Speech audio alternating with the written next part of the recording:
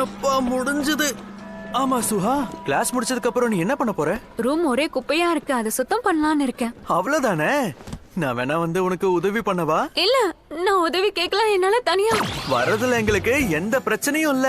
இல்ல வேண்டாம், நானே ரூம் தனியா கிளீன் பண்ணிக்கிறேன். முடியாது.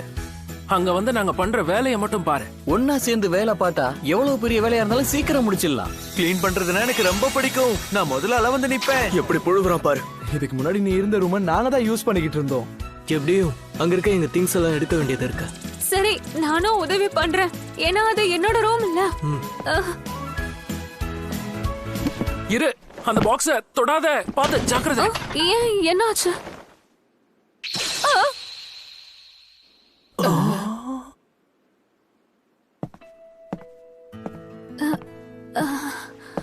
நான் எடுத்துட்டு வரேன்.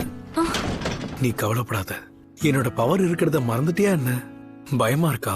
இல்ல இல்ல, அப்படிலாம் எதுவும் கிடையாது. நாங்களும் உன்ன மாதிரிதான். என்ன என்ன மாதிரியா? ஹெலி, அவகிட்ட நீ டெலிபதிலியா பேசிக்கிட்டு இருக்க? ஆமா, போச்சு. இங்க பாரு சுஹா, என்கிட்ட இருக்கிற சக்திய பத்தி யார்கிட்டயும் சொல்ல மாட்டல்ல?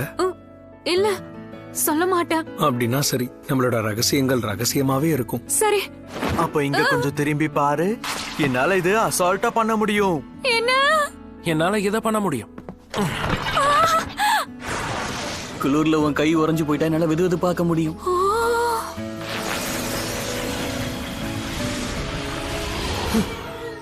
என்னால பண்ண முடிஞ்சது இதுதான்.